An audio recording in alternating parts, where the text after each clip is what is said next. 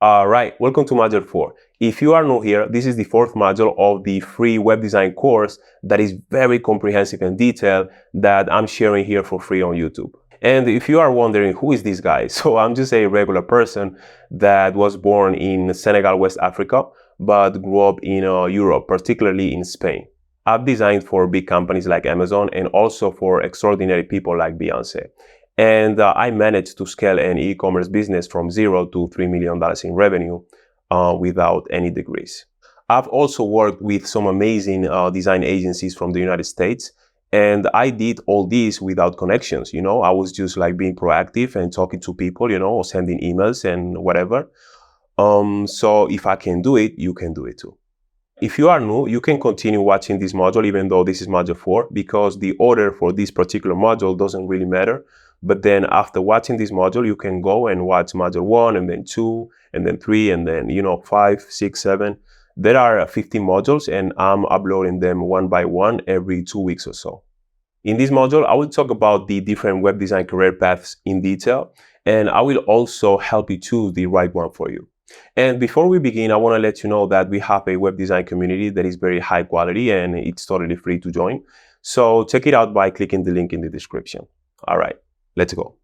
In this lesson, we'll talk about the different specific career paths in web design. As you already know, a career as a web designer involves creating the visual elements of a website, such as the layout, color schemes, typography, and so on. A good web designer must have a very good eye for design and also be skilled in using design software like Figma, for example. As we also discussed in previous modules, good web designers also need a basic understanding of HTML and CSS to communicate effectively with developers. So in terms of freelancing, it's easier to get freelance jobs with businesses directly as a web designer than it would be as a UX UI designer or as a product designer, for example. But more on this a little later. If you are more interested in being more specialized in how users interact with websites and you are, leaning more towards trying to work in a company, a career as a UX UI designer might be the right choice for you. As a refresh, UX designers focus more on ensuring that websites are user-friendly and meet the needs of the people using them. UI designers, on the other hand, concentrate on the look and layout of the website's interactive elements. If you want to specialize in both and you want to become a UX UI designer, you will need to develop skills in interface design, user research, wireframing, and prototyping. UX UI designers are essential for creating websites that are both functional and visually appealing.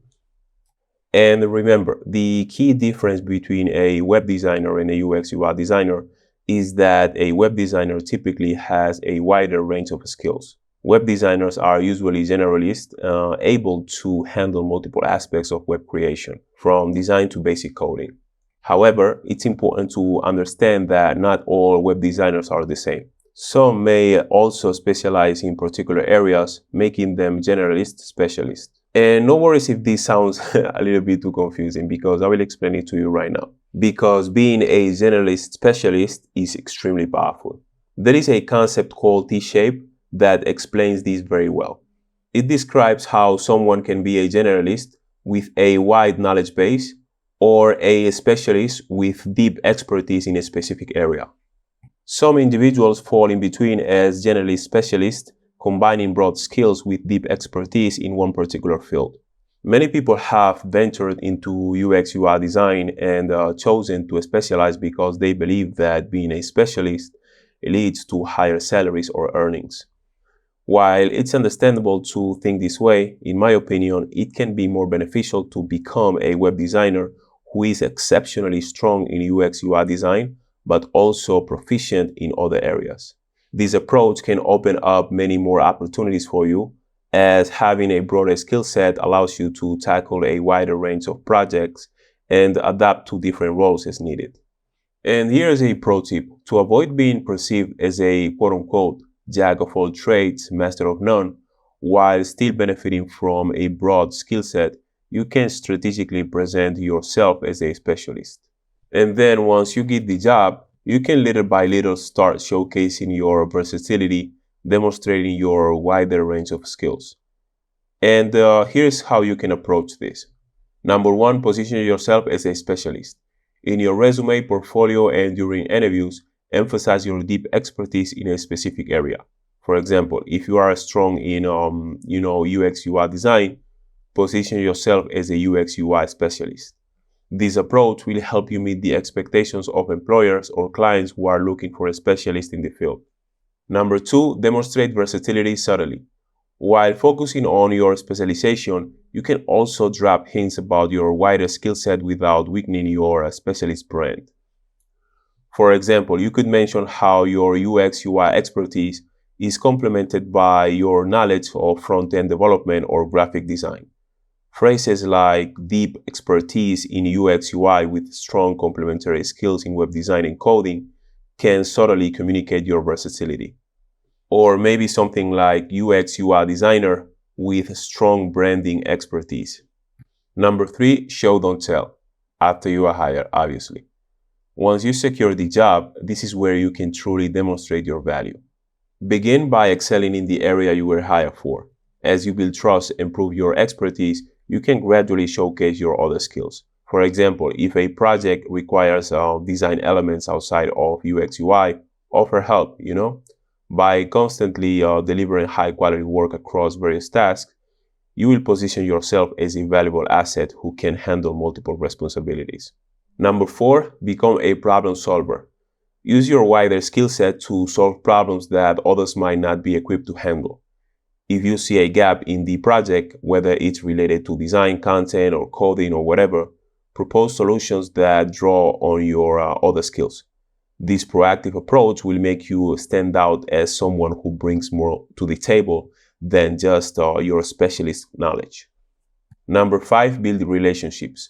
Whether you are an employee or a freelancer, building strong relationships with colleagues, clients, and stakeholders is key. As you gain their trust in your specialized role, they will be more open to you taking on additional responsibilities.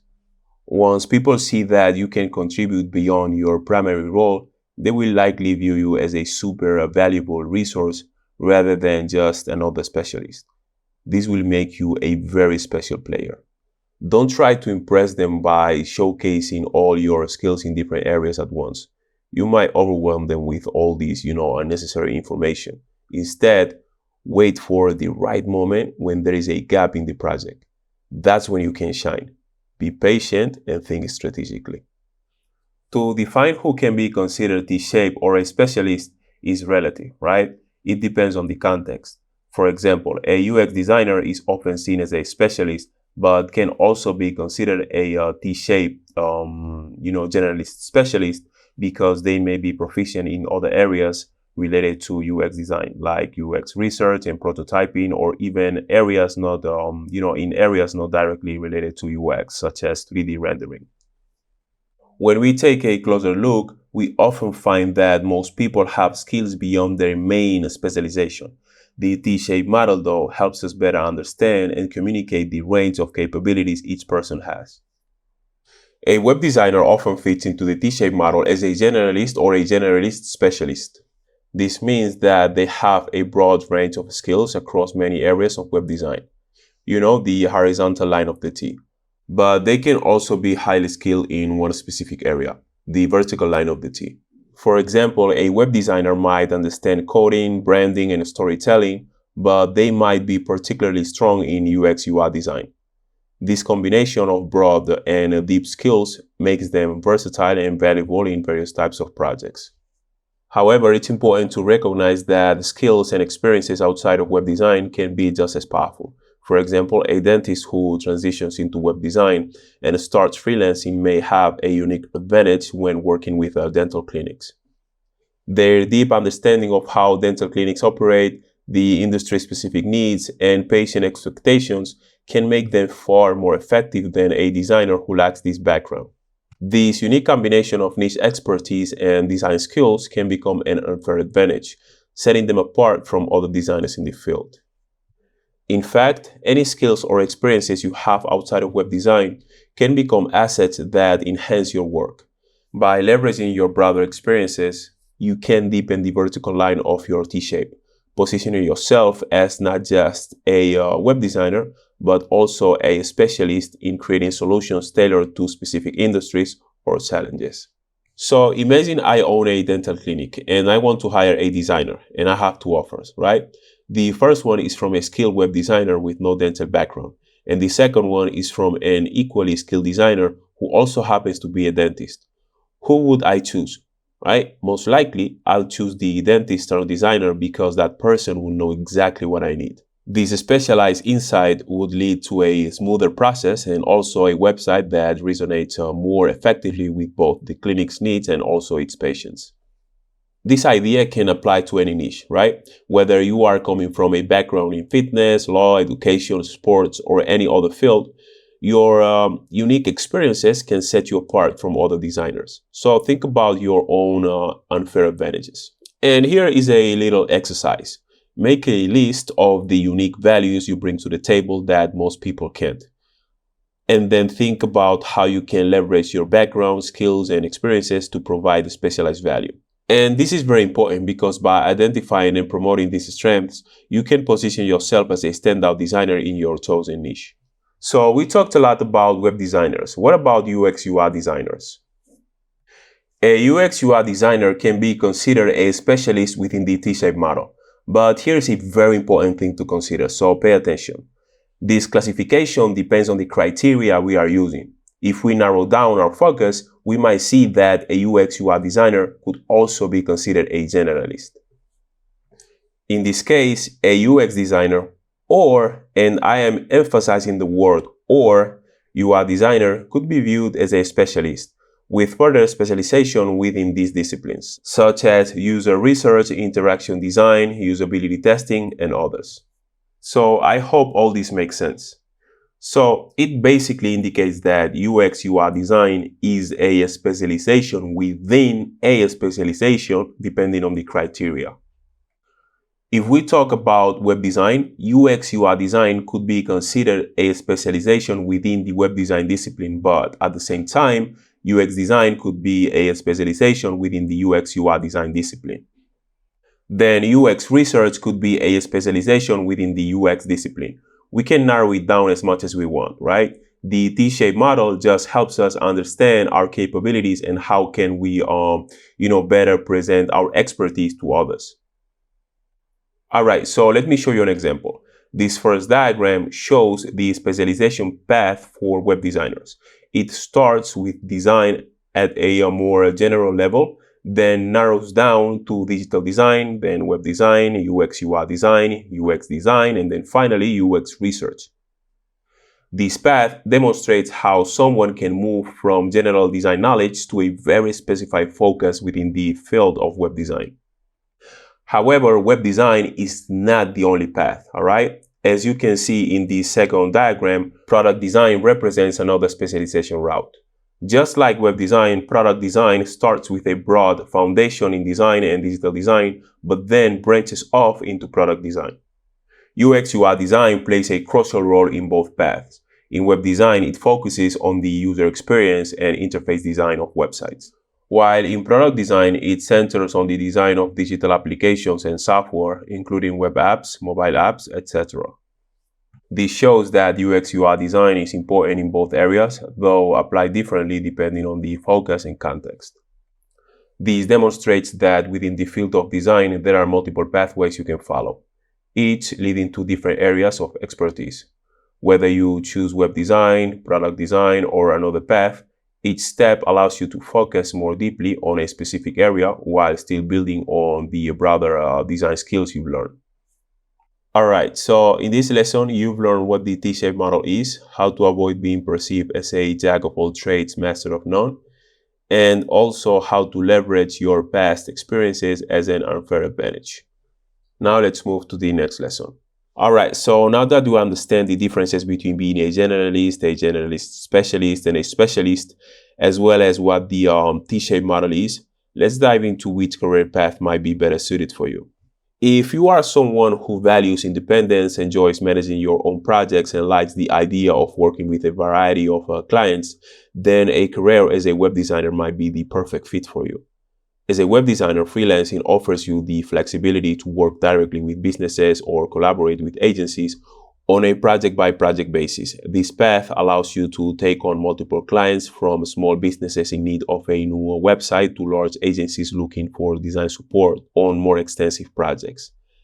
Freelancing as a web designer is ideal for those who prefer variety in their work, enjoy the challenge of managing their own business, and also want the freedom to choose the projects they work on. And this is very important because as an employee of a company, you are required to work on any project that comes down the pipeline without the freedom of choice. If a project doesn't align with your values or is something you would rather not work on, you often have to complete it anyways. Refusing to do so could get you fired. In addition to technical skills, you'll also need strong communication skills, which are essential for working with clients and translating their needs into effective web designs. Freelancing as a web designer also requires some business know-how, as you will be responsible for managing client relationships, pricing your services, and ensuring a steady workflow. It's not easy, but the rewards can be incredibly fulfilling. So basically, you would have freedom, and it's awesome. As a freelancer, you have the potential to earn as much as you want, provided you have the right skills and a solid structure to scale your business. In contrast, as an employee, you might have a good salary, but it's usually capped at a certain level. Additionally, the sense of security that comes with being an employee can be misleading, as you can still be fired, sometimes without prior notice. So it's not always as secure as it seems. That being said, being an employee also offers the opportunity to climb the corporate ladder, become a key player in a large company, and contribute to its long-term vision and success, which can be also very rewarding. You can also start as an employee, gain experience, build connections, and later in your career, transition to freelancing or even start your own agency. There are many valid paths. It's all about choosing the one that works best for you. I've created a quick and easy clarity survey designed to help you choose your ideal career path. By answering a few simple questions, the survey will analyze your preferences and provide you with a clear direction. It's a fast and straightforward way to avoid spending years trying to figure things out on your own. This survey is perfect for anyone serious about finding the right career fit without wasting time. Best of all, it's completely free, so make sure to complete it now. Beginning a career in web design can be intimidating and confusing, but I'm here to help you navigate all the complexities, so don't take this free information for granted. As human beings, it's very easy for us to dismiss free resources sometimes because we perceive them as low quality. But that's not how the world works, right? This free information could be exactly what you need to start changing your life for the better today. As I mentioned in the introduction of this course back in Module 1, I could be selling this course for thousands of US dollars like most people do. And there is nothing wrong with that. But I chose to share all this information for free because I want to make a real impact and reach more people. Maybe I should say bigger instead of real impact, right? Since you can make a real impact by selling information as well. But I feel like by giving all this information for free, I could help more beginners get started. So take action and you will see where your effort and dedication can take you. All right, so if you took the survey and it shows that you are more fitted to work as an employee, you should consider specializing in UX UI design. If you prefer a more quote-unquote stable work environment, enjoy collaborating with a team, and want to be deeply involved in the design and development process of websites and applications, a career as a UX UI designer might be more suitable for you. While it's certainly possible to work as an independent freelance UX UI designer, this role is often more suited to working within an agency or as a part of an in-house team at a company. This is because UX UI design, as we just saw, is more specialized, focusing specifically on how users interact with a website or an app. Agencies and larger companies typically require this level of precise expertise on different parts of the team because they want to ensure that their digital products are super user-friendly and highly effective. And obviously, they have the capital to hire more talent than small businesses or bootstrap startups. Businesses that hire someone to design their entire website often look for a web designer who can cover a wider scope of work. However, UX UI designers are essential for projects that require detailed user research, testing, and refinement of the user interface, which are critical components of creating high-quality digital experiences. Therefore, UX UI design roles often involve more collaboration with cross-functional teams and are typically part of long-term projects, making them a better fit for agency work or in-house positions. And with all this, I'm not saying that it's impossible to get freelance jobs as a UX UI designer. I'm saying that it's easier to work with small companies or small agencies directly as a web designer. And as we explored previously, being a T-shaped web designer with a strong UX UI, design skills makes you more versatile, allowing you to land jobs as a solo freelancer or work with a larger agency or company. It's also important to note that within the UX UI design field, as we also previously discussed, you can choose to specialize further as either a UX designer or a UI designer.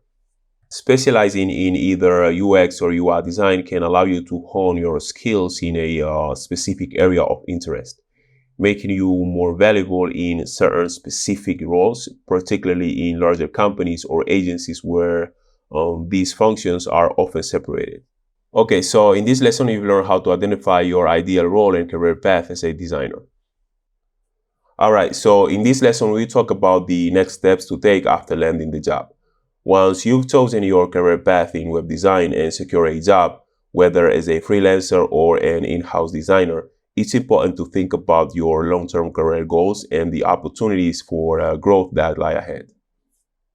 We'll start with in-house roles. And I want you to understand that your journey doesn't stop at getting the job, all right? That's just the beginning. So let's explore the next steps and potential career advancements you can aim for, depending on the career path you've chosen. While I've primarily worked as a freelancer, this experience has given me a unique point of view. I've collaborated closely with companies and observed how in-house teams function from the inside. This has allowed me to understand the corporate environment and the opportunities available for designers. I might not have been an employee in the traditional sense, but my freelance work has provided me with deep insights that I'm happy to share. All right. So with that in mind, let's explore the different roles and growth opportunities available to you as an in-house designer. When you first start, you begin as a junior designer, where you will gain more experience and refine your skills under the guidance of more experienced designers. Typically, though, after 1 to 3 years in a junior role, you will have built enough expertise to progress to a midway designer. With 3 to 5 years of experience, you may advance to a senior designer role. Senior designers often take on more complex projects, mentor junior team members, and also have a greater influence on design decisions. This progression can vary, right? Depending on the company and your growth as well. After proving your capabilities as a senior designer, you may be promoted to a lead designer or design lead position. In this role, you will oversee a team of designers, ensuring that the design work aligns with the company's goals and brand. You may also collaborate closely with other departments, such as marketing, product development, and engineering, to ensure cohesive and effective design solutions. The transition between a senior designer and lead designer typically occurs after 7 to 10 years of experience in the field. The next step is to become an art director, and as an art director, you take on a wider creative leadership role.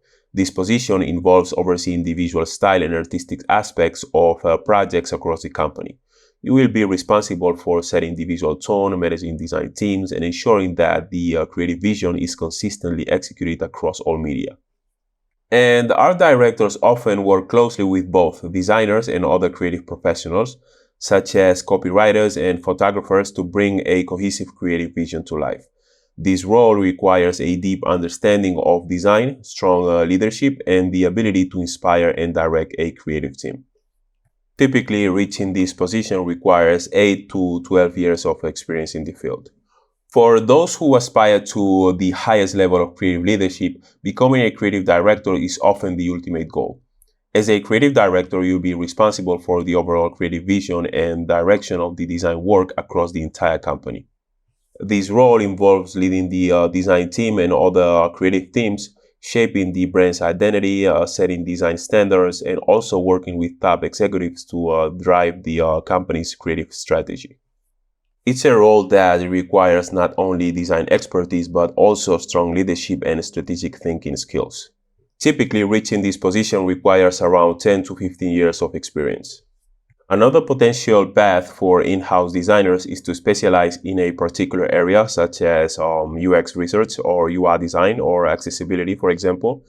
And with this expertise, you can become a specialist or a consultant within your organization, providing high-level guidance on projects that require deep knowledge in your area of focus.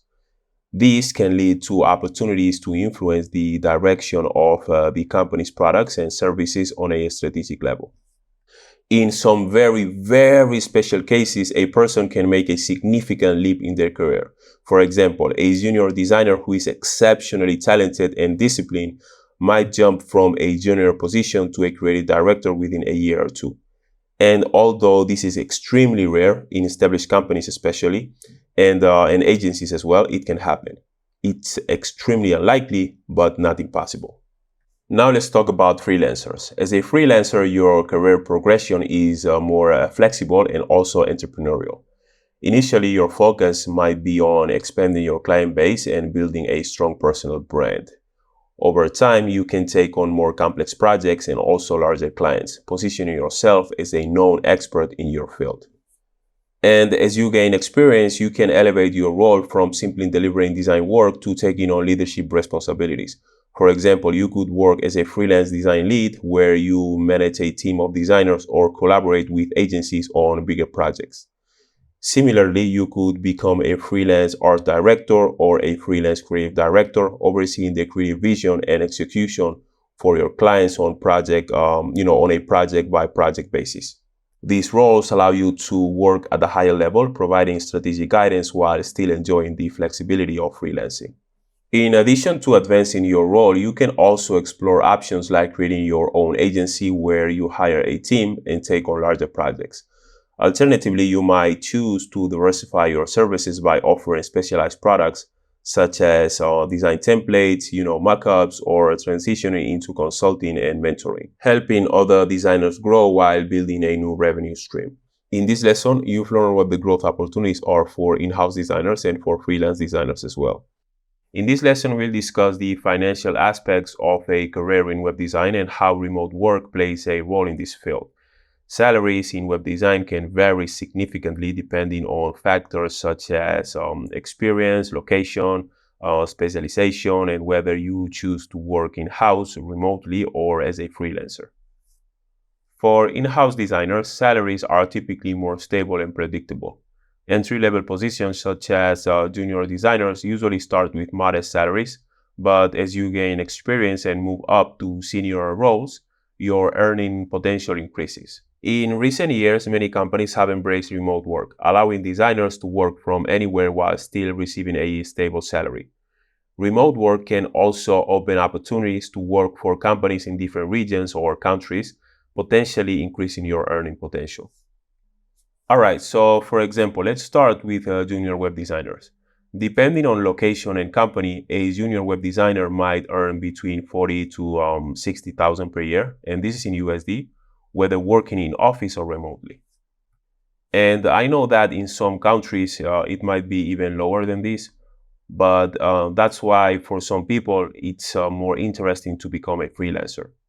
And that's the beauty of working remotely as well. Like you can be based in Spain and then work, for a company that's in the United States.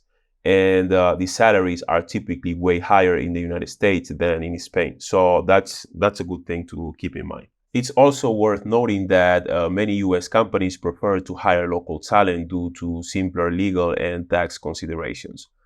However, as a freelancer, you can offer companies flexibility, allowing them to scale their workforce without the long-term commitment and administrative overhead of hiring full-time employees. We'll discuss freelance earning potentials in more detail a little later. All right, so let's talk about senior web designers. With more experience, senior designers can expect salaries ranging from 60,000 to 90,000 USD or more per year, with remote positions often offering similar compensation to in-office roles. In leadership roles such as design lead or art director, salaries can range from 80K to 120K per year or higher, with remote roles becoming increasingly common at this level. At the top of the hierarchy, creative directors can earn anywhere from 100,000 to 250K or more annually. And many companies now offer remote creative director roles, especially in creative agencies or tech companies that prioritize digital collaboration. Another thing to keep in mind is that in-house positions often come with additional benefits such as health insurance, retirement plans, paid time off, and sometimes stock options. Stock options give employees the opportunity to purchase company shares at a set price, which can add substantial value to their compensation, especially if the company grows. And these benefits are usually extended to full-time remote employees as well, though the specifics may vary depending on the company's policies and the employee's location. All right, so now let's talk about freelance designer earnings and also remote work as a freelancer. So, as a freelancer, your income can vary, but you also have the potential to earn a lot more than in-house designers if you manage your business effectively. Freelancers typically work remotely by default, but in some specific cases, they have to work in person as well. But the most common theme is that they enjoy the freedom to choose their workspace and manage their schedules. Freelancers charge clients on a per project basis or by hourly rates, and sometimes also through retainers, typically monthly retainers. Here is a general idea of what freelance web designers can earn. When starting out, you might charge $25 to $50 per hour or set fixed project rates based on the scope of work. Working remotely allows you to take on clients from different regions, broadening your potential market.